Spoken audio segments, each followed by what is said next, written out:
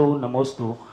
गुरुदेव, मेरी जिज्ञासा है कि कभी कभार हम किसी व्यक्ति को जानते नहीं हैं, फिर भी उसको देखकर हमारे मन में राग उमड़ता है और कई प्रकार के भाव हमारे मन में आते हैं, और किसी व्यक्ति को देखकर द्वेष उत्पन्न होता है और कई बुरी तरह के भाव हमारे मन में आते हैं। तो हे महाराज श्री, कि ऐसा क्यों होता है और जो हमारे इसमें परिणाम बनते हैं उससे किस कर्म का बंध होता है? नमस्ते महाराज। इसके दो दृष्टिकोण हैं। पहली बात, जो सज्जन लोग होते हैं वे किसी सज्जन को देखकर अनुरागित होते हैं, गुणानुवाद कहलाता है, गुणानुराग कहलाता है। वो संबंध से कोई मतलब नहीं रखता, कर्म से कोई मतलब नहीं रखता। किसी में एक अच्छे गुण हैं, अच्छा उसका संस्कार है, सज्जन है, तो उसको देखकर अनुराग जागना। जैसे आप लोगों का अनुराग साधु को देख के जागता है। अब साधु को देखते तुम्हारा कोई साधु से तुम्हें राग जाग रहा है, इसका अर्थ मत समझना कि हम पूर्व भाव के तुम्हारे कोई हैं।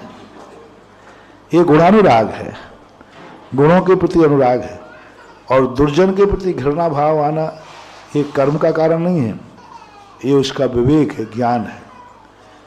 एक वो राग होता है जिसमें सज्जनता आदि धार्मिक दृष्टि नहीं है, सांसारिक दृष्टि से राग जाग रहा है, उसमें बीच में कर्म आ सकता है और कर्म की व्यवस्था उसमें बनाई जा सकती है कि पूर्व भाव का कर्म कभी कभी इस प्रकार के राग और द्वेष दोनों पैदा करने में कारण बन जाता है। लेकिन बनेगा ही ऐसा कोई नियम नहीं है, हम उसको टालना चाहें तो टाल भी सकते हैं। श्री प्रेमचंद तिवारी जी अपनी जिज्ञासा रखें, उससे पूर्व एक सूचना देना चाहता हूं। संत शिरोमणि आचार्य श्री विद्यासागर जी महाराज के सुयोग्य शिष्य निर्यापक समण मुनि पुंगो सुधा सागर जी महाराज एवं क्षुल्लक श्री गंभीर सागर जी महाराज के कानपुर से कुंडलपुर तक मंगल पद विहार में विधनु, घाटमपुर, सजेती, हमीरपुर, खन्ना, कबरई, महोबा, श्रीनगर थानों द्वारा जो उत्तम सुरक्षा व्यवस्था मार्ग में कराई गई है, उस खुशी में अगर थानों में वाटर कूलर यानी कि ठंडे पानी की मशीन नहीं है तो श्री संजीव जैन नेताजी कानपुर वालों की तरफ से निःशुल्क प्रदान की जाएगी। इतना ही नहीं, थाना सजेती को दे भी दी गई है। और अब श्री प्रेमचंद तिवारी जी, गुरुदेव, ये प्रेमचंद तिवारी जो अपनी जिज्ञासा रख रहे हैं, इनके अगले गेस्ट हाउस में हमारी व्यवस्था है और इन्होंने निःशुल्क ये प्रदान किया है। इनका कमेटी की ओर से बहुत बहुत आभार और अपनी जिज्ञासा रखें। कानपुर से सब बना करके थाने में जाकर वहाँ की कमी देखते हैं और जो उन पुलिस कर्मियों को दिक्कत होती है उस थाने की वो आपूर्ति करते हैं। जैसे अभी वाटर कूलर आदि की बात कही, ये उनका समाज का और प्रशासन का दोनों में एक सामंजस्य, एक आत्मीय प्रेम होना चाहिए।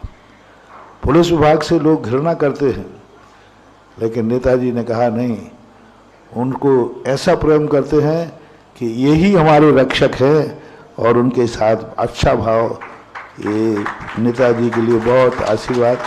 संजय नेतानंदपुरी के हैं, कानपुर के। सभी को इस प्रकार की उदारता दिखाना चाहिए। प्रशासन भी अपने लिए होता है, उनके प्रति भी अनुराग भाव समाज का होना चाहिए। महाराज जी, शांति कैसे मिलती है, इसका उपाय बताएं। अशांत मन रहता है। अशांति क्यों रहती है? शांति में बता दूंगा, अशांति नहीं मुझे पता अशांति क्यों होती है। बस जिन जिन कारणों से अशांति होती है उनसे दूर हट जाओ, शांति तो अपने आत्मा में भरी पड़ेगी। सूर्य में प्रकाश होता है, बादलों को हटाना है, प्रकाश को खोजने की जरूरत नहीं। शांति तो हमारे अंदर है। अशांत कौन कर रहा है? किन किन कारणों से अशांति होती है? उन अशांति के कारणों को हमें दूर करना है। हमें अशांति का कारण पकड़ो, किन किन कारणों से मन में क्लेश होता है, क्रोध आता है, उन कारणों से अपने जीवन को दूर हटा लेना ही सबसे बड़ी शांति का कारण बनता है। आकुलता से अशांति आती है, निराकुलता से शांति आती है।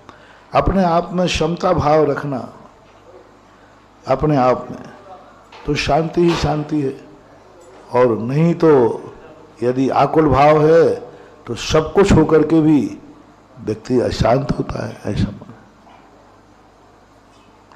पूज्य श्री के चरणों में बारंबार नमोस्तु। एक छामी सकल दिगंबर जैन सटाई की तरफ से नमोस्तु। महाराज श्री स्नातक परिषद के महामंत्री डॉक्टर पुलक जी गोयल का प्रश्न है। महाराज श्री चक्रवर्ती जो होते हैं और उनके जो बेटा है, एक तो आगम से सम्मत नहीं है, ऐसा कहीं आया नहीं है।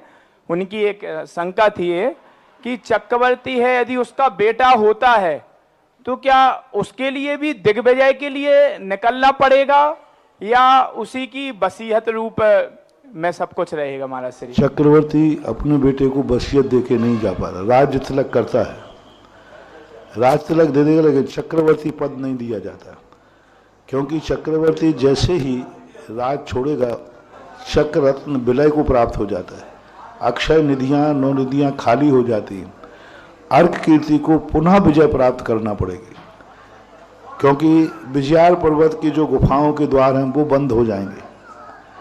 और फिर अर्क कीर्ति 6 खंड का अधिपति नहीं था, 3 खंड का अधिपति नहीं था, उसने पुनः फिर राज्य की स्थापना की और राज्य को उसने जीतना पड़ा, और जितने आधीनस्थ राजा उसके अंडर में आ गए उतने ही राज का वो राजा बना, चक्रवर्ती नहीं। चक्रवर्ती पद वसीयत में नहीं होता, वो एक व्यक्ति के साथ जन्मता है, उसी के साथ खत्म हो जाता है। पूज्य गुरुवर के चरणों में बारंबार नमोस्तु। पूज्य छुल्लक जी के चरणों में इच्छामि।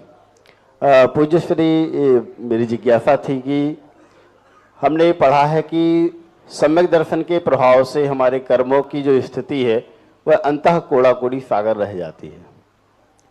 तो ये अंतः कोड़ाकोड़ी सागर क्या है, इसको आप थोड़ा सा स्पष्ट करेंगे और हम लोगों को सम्यक दर्शन के महात्म के विषय में थोड़ा सा बताएंगे। सम्यक दर्शन के कार्य महात्म से अंतः कोड़ाकोड़ी में भी संख्यात 1000 वर्ष और कम हो जाती है।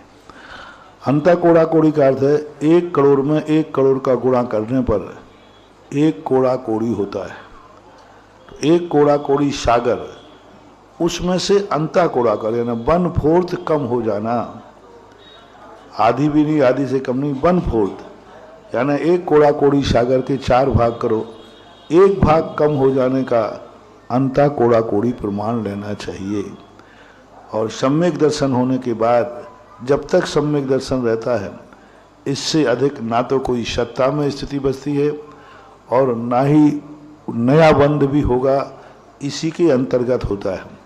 इसलिए सम्यक दर्शन होने के पहले स्थिति कांडक घात करके उस सत्ता में पड़ी हुई स्थिति को घटाता है, और जो परिणाम होते हैं सम्यक दृष्टि का, इससे अधिक बांधने वाली उनकी कसाय होती ही नहीं है, इसलिए उनका बंध भी अंतः कोड़ाकोड़ी के अंतर